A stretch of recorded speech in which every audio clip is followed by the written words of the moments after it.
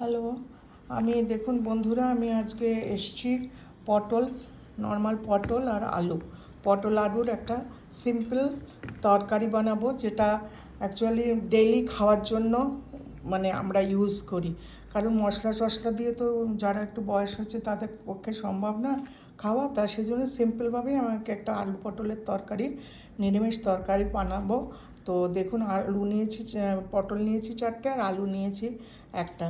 তো আপনারা দেখুন এটাকে কিভাবে আমি করি। এরকম করে ধরো। দেখুন, যে পটলগুলোকে ছুরি দিয়ে ওপরের ইয়েটা হালকা করে তুলে নিয়েছি। এরকম চারটেই করা হয়ে গেছে। এবার এখানে রাখছি। হ্যাঁ, আলু একটা নিয়েছি।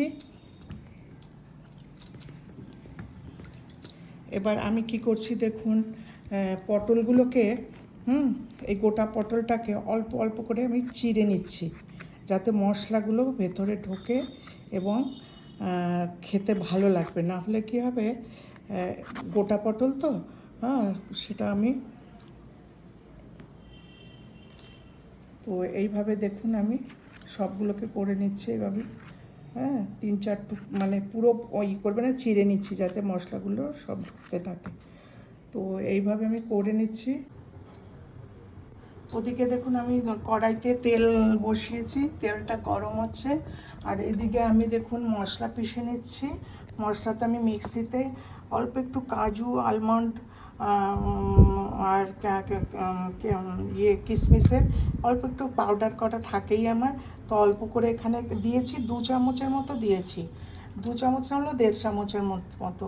আর এখানে নিয়েছি 1 চামচ সর্ষে, আর পোস্তও নেব 1 চামচের মতো। হ্যাঁ, নিয়ে আর এখানে দিয়ে দিচ্ছি, আপনি দেখুন ধুয়ে নিয়েছি কাঁচা লঙ্কাগুলো।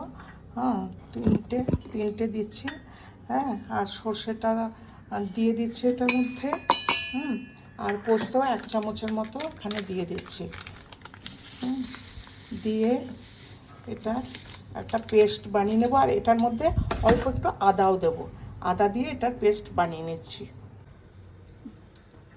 দেখুন, তেলটা গরম হয়ে গেছে। আমি এখন পটলগুলো ছেড়ে দিচ্ছি একে একে।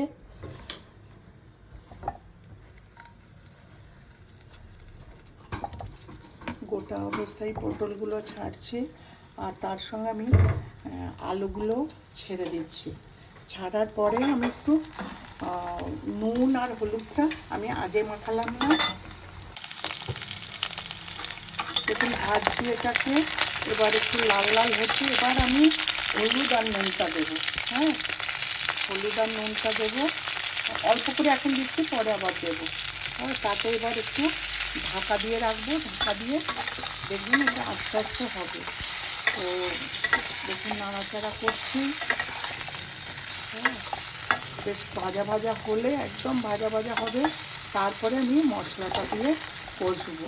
একটু ঢাকনা দিয়ে রাখছি।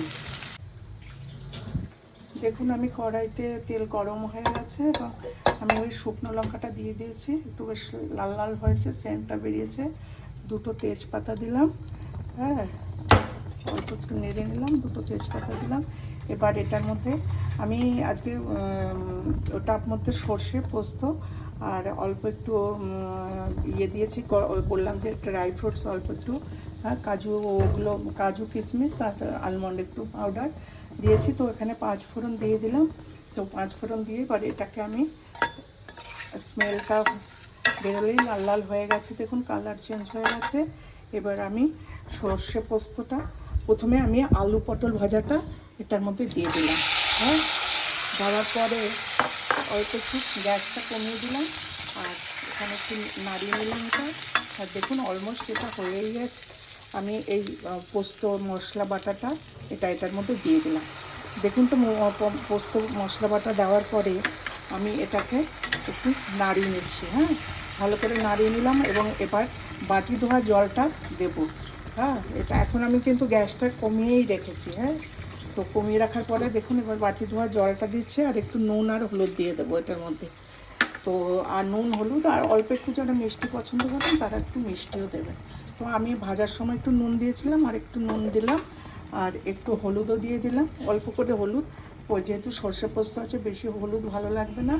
আর অল্প করে একটু চিনি দিচ্ছি, অল্প মানে হাফ চামচের মতো। হ্যাঁ, তো আমি হাত ইউজ করলাম আজকে, তো হাতের পরিমাণে দেখালাম। হ্যাঁ, তো অল্প করেই দিলাম। এবার এটাকে আমি মনে হচ্ছে একটু জল লাগবে। হ্যাঁ, দেখি অল্প একটু লাগতে পারে, কারণ পটলের ভেতরগুলো দেখুন জলটা দিয়ে দিয়েছি। এবার আমি কি করব, এটাকে বাড়িয়ে দেবো, একটু বাড়িয়ে দিয়ে এটাকে আমি এবার একটু ঢাকনা দিয়ে দেবো। হ্যাঁ, ঢাকনা দিয়ে দেওয়ার পর আর 5-7 মিনিটের মধ্যে এটা হয়ে যাবে। আমি ঢাকনা দিয়ে দিলাম, এবার একটু গ্যাসটা কমিয়ে দিলাম। 5 মিনিট পরে দেখুন হয়ে গেছে পটল আলু আর নিরামিষ আলু পোস্ত দিয়ে। হ্যাঁ, একদম সিম্পল ওয়েতে করেছি, খুব তাড়াতাড়ি হয়ে যায় এটা। তো আমার হয়ে গেছে, রেডি হয়ে গেছে। এবার আমি সার্ভ করে দিচ্ছি। দেখুন আমি সার্ভ করে নিয়েছি বাটিতে। দেখুন আপনারা কেমন হয়েছে দেখতে। তো আপনাদের যদি ভালো লাগে তাহলে অবশ্যই করবেন। খুব সহজ পদ্ধতিতে এটা করা এবং সিম্পল, সবাই জানেন এটা করতে।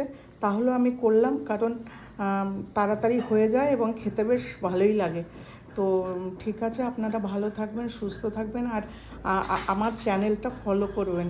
যদি ভালো লাগে অবশ্যই কমেন্ট করে জানাবেন যে কেমন হয়েছে। ঠিক আছে, আমি আবার দেখা হবে আপনাদের অন্য রেসিপি নিয়ে। Thank you.